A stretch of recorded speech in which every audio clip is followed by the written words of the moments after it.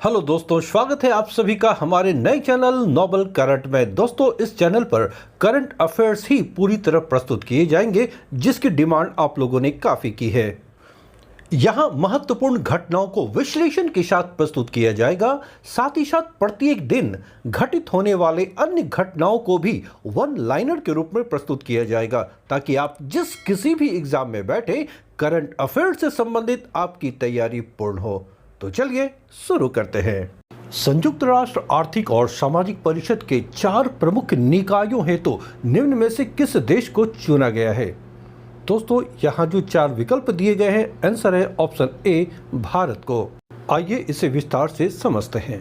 भारत को संयुक्त राष्ट्र आर्थिक और सामाजिक परिषद अर्थात यूएन इकोसॉस के 4 प्रमुख निकायों के लिए चुना गया है और इन 4 निकायों में विज्ञान और प्रौद्योगिकी आयोग भी शामिल है, जिसमें भारत को शामिल किया गया है।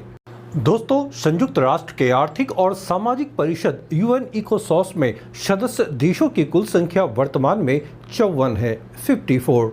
संयुक्त राष्ट्र आर्थिक एवं सामाजिक परिषद, जिसकी स्थापना 1945 में हुई थी, संयुक्त राष्ट्र चार्टर द्वारा स्थापित संयुक्त राष्ट्र प्रणाली के 6 प्रमुख अंगों में से एक है।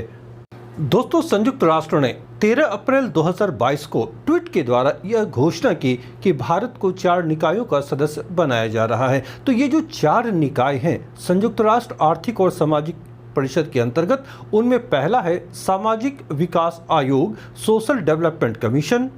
दूसरा, गैर सरकारी संगठनों की समिति, committee on non government organisations. तीसरी है विकास के लिए विज्ञान एवं प्रौद्योगिकी आयोग, science and technology commission for development. तथा चौथी है आर्थिक, सामाजिक एवं सांस्कृतिक अधिकारों के लिए समिति, committee for economic, social and cultural rights. महत्वपूर्ण यह है कि संयुक्त राष्ट्र संघ में भारत की राजदूत प्रीति शरण को संयुक्त राष्ट्र में भारत के स्थायी मिशन हेतु फिर से चुन लिया गया है।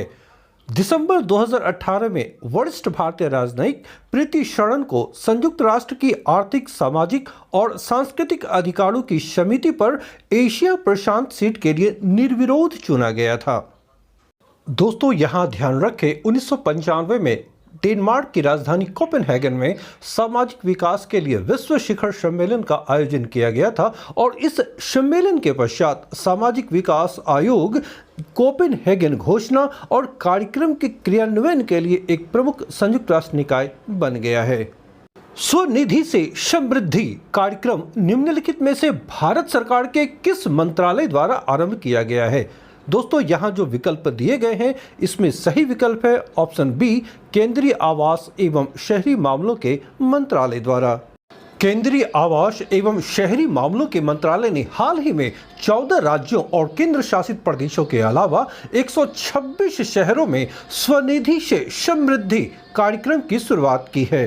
यह कार्यक्रम पीएम स्वनिधि योजना का ही एक अतिरिक्त कार्यक्रम है। इसे 4 जनवरी 2021 को 125 शहरों में पीएम स्वनिधि लाभार्थियों एवं उनके परिवारों के सामाजिक आर्थिक प्रोफाइल को चिन्हित करने के लिए लॉन्च किया गया था।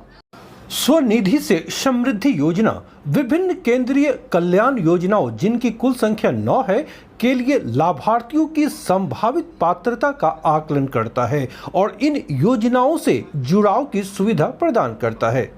बयान में कहा गया है कि योजना के विस्तार के बाद 28 लाख रेहड़ी पटरी वालों एवं उनके परिवारों को इसमें शामिल किया जाएगा। यानी 28 लाख ऐसे परिवार जो पटरियों पर सामानों को बेचा करते थे, ठेलों पर बेचा करते थे, उनके परिवारों को इन समृद्धि योजनाओं से लाभ मिलेगी।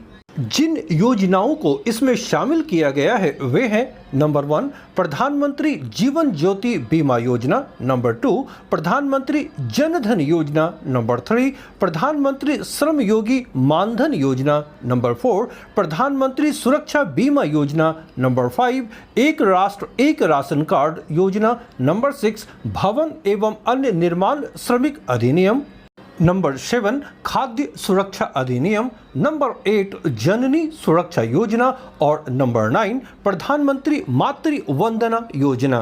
दोस्तों, ये जानना आवश्यक है कि पीएम स्वनिधि योजना क्या है। प्रधानमंत्री स्ट्रीट वेंडर आत्मनिर्भर निधि अर्थात पीएम स्वनिधि को आत्मनिर्भर भारत अभियान के अंतर्गत आर्थिक प्रोत्साहन पैकेज 2 के एक हिस्से के रूप में आरंभ किया गया था।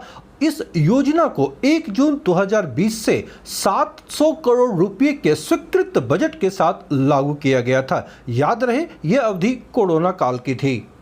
इस योजना का उद्देश्य क्या है? तो इसका उद्देश्य है उन स्ट्रीट वेंडरों को उनकी आजीविका को फिर से आरंभ करने के लिए पूंजी के रूप में ऋण प्रदान करना, जो कोरोना महामारी लॉकडाउन के कारण प्रतिकूल रूप से प्रभावित हुए हैं।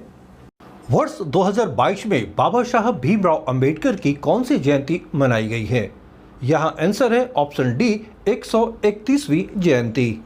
दोस्तों, बाबा साहेब डॉक्टर भीमराव अंबेडकर की जयंती प्रत्येक वर्ष 14 अप्रैल को मनाई जाती है और इस वर्ष 2022 में बाबा साहेब की 131वीं जयंती मनाई गई है। इस दिन अर्थात 14 अप्रैल को प्रत्येक वर्ष भारत में समानता दिवस एवं ज्ञान दिवस के रूप में भी मनाया जाता है। याद रखें, बाबा साहब भीमराव अंबेडकर की जयंती जो 14 अप्रैल को मनाई जाती है, इसी दिन समानता दिवस और ज्ञान दिवस के रूप में भी मनाया जाता है। बाबा साहब डॉक्टर भीमराव अंबेडकर का जन्म 14 अप्रैल 1891 में मध्य प्रदेश के एक छोटे से गांव महू में हुआ था, जो इंदौर के निकट है। जैसा आप सभी जानते हैं, बाबा साहब अंबेडकर ने भारत की स्वतंत्रता के बाद देश के संविधान के निर्माण में अपना अभूतपूर्व योगदान दिया था। वे प्रारूप समिति के अध्यक्ष थे। उन्होंने जीवन भर कमजोर वर्ग के लोगों के अधिकारों के लिए संघर्ष किया था। दोस्तों, बाबा साहब का परिवार मराठी था और वे मूल रूप से महाराष्ट्र के रत्नागिरी जिले के अंबडवेकर गांव से ताल्लुक रखते थे। संभवतः यही नाम उनके नाम के साथ बाद में जुड़ा और वे अंबेडकर कहलाए। बाबा साहब को 31 मार्च 1990 को मरणोपरांत भारत रत्न से सम्मानित किया गया था। ये एक महत्वपूर्ण तथ्य है, इसे आप ध्यान में रखें। दोस्तों, कुछ अन्य प्रमुख घटनाएं जो 14 अप्रैल 2022 को घटित हुई, आइए वन लाइनर के रूप में इसे देखते हैं। भारत का मुख्य G20 समन्वयक जिसे नियुक्त किया गया है, वे हैं हर्षवर्धन श्रृंगला। ध्यान रहे, G20 जो 20 देशों का एक ग्रुप है, उसके ये समन्वयक भारत की ओर से नियुक्त किए गए हैं, वे हैं हर्षवर्धन श्रृंगला। हाल ही में जिन्हें संघ लोक सेवा आयोग यूपीएससी अर्थात यूनियन पब्लिक सर्विस कमीशन के अध्यक्ष के रूप में नियुक्ति की गई है, वे हैं डॉक्टर मनोज सोनी। याद रखें, संघ लोक सेवा आयोग यानी यूपीएससी के नए अध्यक्ष के रूप में किनकी नियुक्ति हुई है? वे हैं doctor Manoj Soni. T20 cricket में 10,000 रन पूरे करने वाले दूसरे भारतीय बल्लेबाज जो बन गए हैं, वे कौन हैं? तो वे हैं रोहित शर्मा। दोस्तों, आप लोग कमेंट बॉक्स में हमें ये बताएं कि वे पहले भारतीय बल्लेबाज कौन हैं जिन्होंने T20 क्रिकेट में 10,000 रन पूरे किए हैं। हमें आपके जवाब का इंतजार रहेगा। विश्व बैंक ने वित्तीय वर्ष 2023 के लिए भारत के जीडीपी ग्रोथ अनुमान को 8.7% से घटाकर कितना कर दिया है? दोस्तों, याद रखें, ये अब 8% कर दी गई है विश्व बैंक के द्वारा 2023 में भारत के जीडीपी ग्रोथ रेट को। जिस राज्य के दीमा हसाओ जिले में कई महापाषाण कालीन पत्थर के घड़े मिले हैं, जी हाँ, मेगालिथिक स्टोन जार्स मिले हैं, वह राज्य कौन सा है? वो राज्य असम है। यहाँ पर दीमा हसाओ जिले में, याद रखें, महापाषाण कालीन पत्थर जो मेगालिथिक स्टोन जार्स कहलाते हैं, वे घड़े मिले हैं असम में। विश्व व्यापार संगठन WTO ने रूस यूक्रेन युद्ध के प्रभाव के कारण इस साल अपने वैश्विक व्यापार वृद्धि अनुमान को 4.7% से संशोधित कर जितने प्रतिशत कर दिया है, वो है 3%। याद रखें, WTO अर्थात विश्व व्यापार संगठन ने रूस यूक्रेन युद्ध के कारण जो वैश्विक स्तर पर इसके प्रभाव पड़ रहे हैं, इसके आधार पर वैश्विक व्यापार वृद्धि अनुमान को अब घटाकर कितना कर दिया है? तो वो है 3%। दोस्तों, अगर आप यूपीएससी, बीपीएससी या किसी अन्य राज्य के पीसीएस एग्जाम की तैयारी कर रहे हैं, तो करंट अफेयर से संबंधित यह चैनल आपके लिए बेहद महत्वपूर्ण है। यहाँ प्रत्येक दिन की महत्वपूर्ण घटनाओं को विश्लेषण के साथ प्रस्तुत किया जाता है, जो न सिर्फ पीटी परीक्षा के लिए बल्कि मेंस के लिए भी महत्वपूर्ण होते हैं। साथ ही साथ अन्य मुख्य घटनाओं को भी वन लाइनर के रूप में प्रस्तुत किया जाता है जो ऑब्जेक्टिव टाइप एग्जाम के लिए महत्वपूर्ण होते हैं। दोस्तों, आप इसे लाइक करें, दोस्तों के बीच शेयर करें। अगर आप नए इस चैनल से जुड़ने वाले हैं तो आप इसे सब्सक्राइब करना ना भूलें। साथ ही साथ बेल आइकन को भी प्रेस करें ताकि हमारे नए वीडियोस के नोटिफिकेशन आपको सबसे पहले मिल सके। मिलता हूं नेक्स्ट एपिसोड में एक नए विवरण के साथ। Till then, bye.